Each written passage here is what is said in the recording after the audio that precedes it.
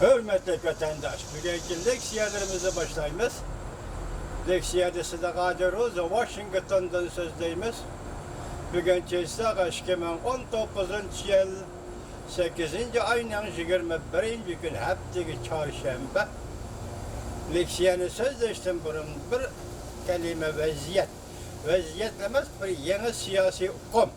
Ben sizlerge bu kadar şunu elip geldim, değil mi deyimiz?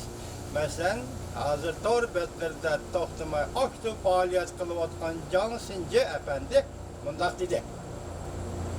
Prezident Trump hazırgıça, yaki Prezident Trump'ın cungu qaratkan siyaseti hazırgıça çekleş. Gerçi bu çekleşte Amerikalıklar eğizden çıkagan emez. Her kandak bir siyasiyon biz cungunu çekleyimiz digen emez. Bu isimimizi bolsun hürmetli vatandaş. Bunun yanaşı Xitay yazgıcılar deydi. Amerika cungunu çeklemekçi deydi. Bugün Johnson Efendi'nin deydi. Bugün çekleş, cunguğa xiriz ilan kılış deydiğen sözgü özgerdi. Yaki şu siyasi hukumga özgerdiydi. Bunun paketini medisiniz 20. gün Aksaray'da Amerika Koşmuş Ştatlarının Prezidenti Trump Efendi Romanya'nın prezidenti bilen görüşkende del şundak dedi. Hazır vakit cihetini etkanda tahminen manisi cunguğu xiriz ilan kılıdıgan vakit yetip geldiği diye manide söz kıldı. Şunu Johnson Efendi yukarıdaki siyasi hukumun oturduğunu çıktı. Bugünkü mavzularımız bunda hürmetli vatandaş.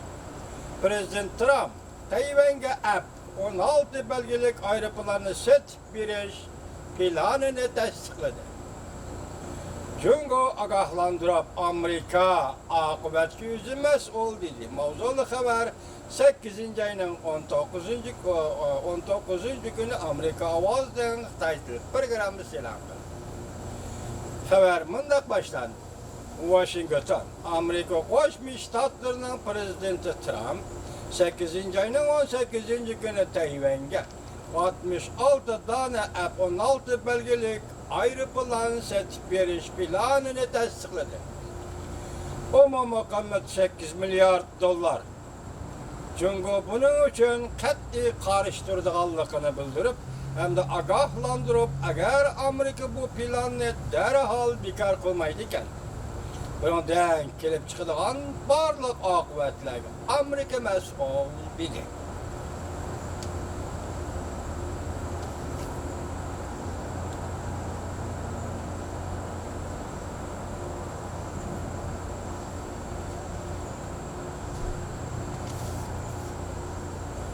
Bundan kelip çıkıdığan barlık mesuliyet ki Amerika mesul dedi.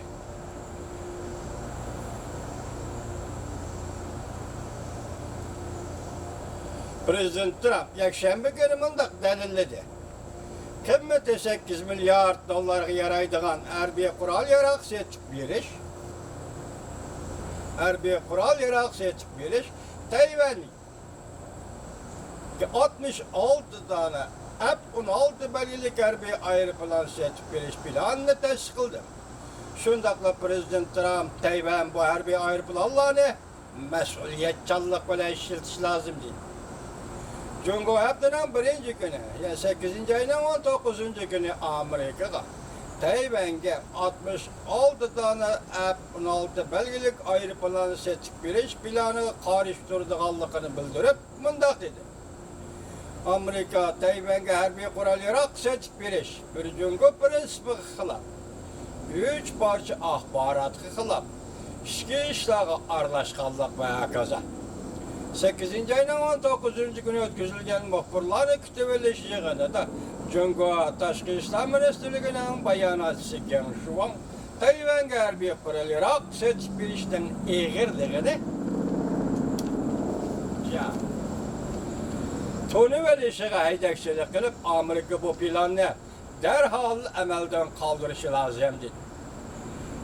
Yine agahlandırıp mındak dedi vaziyetinin terakkiyatı ergişip zarur tedbir kullanıp özden menfaatini qoğdaydı Cungo dedi. Geng Shuang Cungo'nun kandak tedbir kullanılganlığı doğrusu bir narsa demedi. 7. ayda Beijing mında ko'rsatgan. Tayvanga harbiy qurol yarog' setib bergan Amerika şirketlerini jazolaymiz. Bundan biron Amerika Qo'shma Shtatlar davlat mahkamasi Tayvanga MIA belgelik tanka ve zehir belgelik raketa setib berishini tasdiqlagan. Qiymati 2 milyard 200 milyon dollarga yetadi. Tayvan munosabatlariga asoslanganda Tayvan harbiy qurol yarog' bilan ta'minlashga bo'ladi. Amerikaning Tayvan harbiy qurol yarog' setib berishi Kengash palatasi tasdiqlashi kerak. Tayvan Tashqi ishlar ministrligi Prezident Trumpning Tayvanga harbiy qurol yarog' setib berish planini tasdiqlaganligi samimiy qarshi olamiz dedi ve rahmet etti. Bu Amerika'nın Tayvan münasebet kanunu ve 6 türlü kapalet boyunca Tayvan'a bergen vədisini orulluqallıqdır. Bayanatımında görüstüldü. Yakından beri Cungo Tayvan'ın demokratiyasıga tehdit selavatıdır. Amerika'nın Tayvan F-16 belgelik aeroplan setib berişi Tayvan'ın bir xatarlığı boyunca iki devlet hamkorliginin zichligi ve bu münasebetinin davamlı örleydiganligini ko'rsatib berdi. Tayvanlikning fikri.